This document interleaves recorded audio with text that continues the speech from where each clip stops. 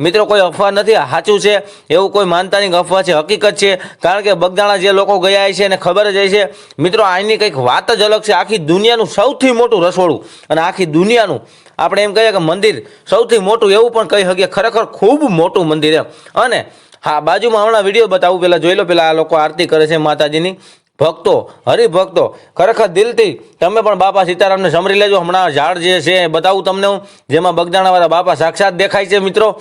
અને આનો ઇતિહાસ પણ તમને હું ઘણો કહીશ, જેની લોકવાયકાઓ છે। તો મિત્રો હવે મેળાનો શરૂઆત છે, અહીંયા મેળા જેવું જ હોય છે, હરોજ હોય છે, એવું ન સમજતા કે આજે એક દિવસ છે, અહીંયા રોજ મેળો જ હોય છે। અને આ તો બાપા બગદાણાવાળાનું ધામ મિત્રો, ખરેખર ખૂબ મજા આવે મારા બાપ। હા હા, જોઈ લ્યો મિત્રો, આ ગાડીઓ જોઈને તમને અંદાજ આવી ગયો છે કેટલા લોકો છે। હાતમ પછીનો આ વિડીયો છે, અને હાતમ ઉપર તો પગ મૂકવાની જગ્યા નથી, ત્યારે પણ અમે આવ્યા હતા। એવું નથી કે વિડીયો બનાવવા માટે આવ્યા, અમે દર્શન કરવા માટે આવ્યા હતા, અને ફરી પાછા વિડીયો બનાવવા માટે આવ્યા, કેમ કે આ દુનિયાનું સૌથી મોટું રસોડું છે અહીંયા। તો મિત્રો, રસોડાની એક ઝલક આમાં બતાવીશ, અને રસોડા માટે સ્પેશિયલ બીજો વિડીયો બનાવ્યો છે, જે તમને આવનારા વિડીયોમાં બતાવી। પહેલાં બાપા સીતારામને આપણે સાક્ષાત દર્શન કરવાના છે, જ્યાં બગદાણાવાળા બાપા ઝાડના અંદર દેખાય છે।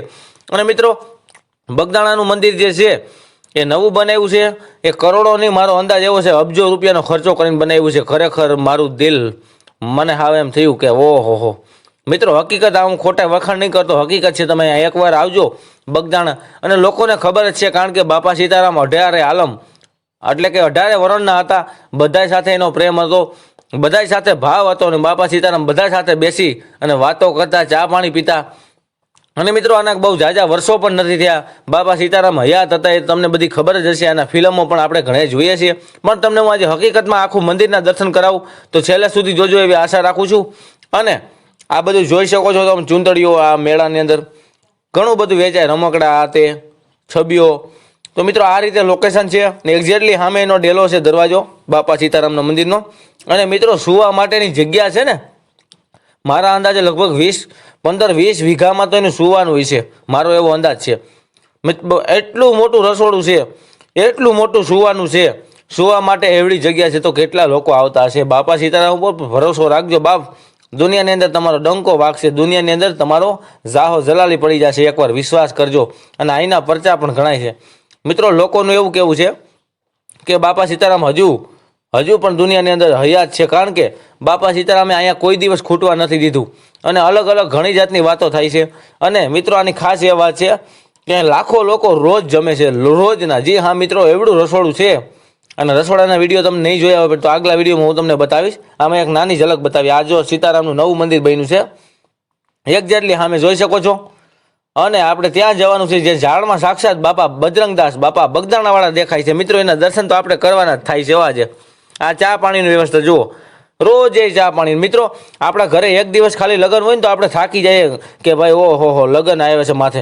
મિત્રો, અહીંયા આખા ગામને રોજ સેવા કરે છે, આ ગામને ધન્યવાદને પાત્ર છે, કેમ કે આ ગામવાળા રોજે સેવા કરે છે, આના ઘરે રોજે લગ્ન હોય છે। અને બપોરનું જમવાનું બનાવી લીધું હોય, નવરા ના થયા હોય તો સાંજનું બનાવવાનો સમય આવી જાય। અને મિત્રો, અહીંયા રીંગણા બટેટાની કોઈ ટેમ્પો કે બોલેરો ના આવે, અહીં સીધી ટ્રક જ ઉતારે, એટલે કે ખટારો ઉતારે આખો। જી હા મિત્રો, એવડું રસોડું છે। અને ડાયરેક્ટ લસણ ભરવાનું હોય તો લસણનો પણ ટ્રક આવે, બટેટાનો પણ ટ્રક આવે, રીંગણાનો પણ ટ્રક।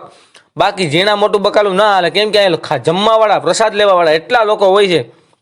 તો મિત્રો, આ બપોરનો સમય છે, બપોરની આરતીનો સમય છે, આપણે ખૂબ ધન્યતા અનુભવીએ છીએ, આપણે ખૂબ ભાગ્યશાળી છે, હું અને તમે બધા, કે આ દર્શન આપણે જોવા મળી રહ્યા છે મિત્રો।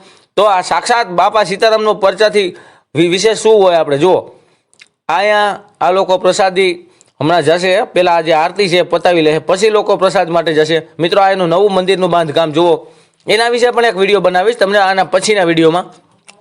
જે મંદિરની કિંમત આશરે અબજો રૂપિયામાં છે, હું એવું નથી માનતો કે આ કરોડોમાં હોય, કારણ કે અહીંયા તો બાપા બગદાણાવાળાની સાક્ષાત દયા છે। હવે આપણે ઝાડ પાસે જઈએ, જ્યાં બાપા સીતારામ પ્રગટ થયા। મિત્રો, આ જે લોકો બગદાણા ગયા છે ને એને ખબર છે, કોણ કોણ ગયું એ જરૂરથી બતાવજો।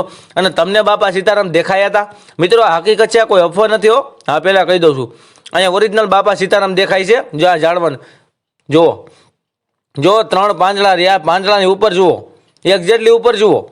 જે માણસને ના દેખાય ને એ પાપી હોય એવું લોકો માનવું છે, જે લોકો સાચા દિલના હોય ને એને દેખાય, આવી માન્યતા છે। કેમ કે જે લોકો બગદાણા ગયા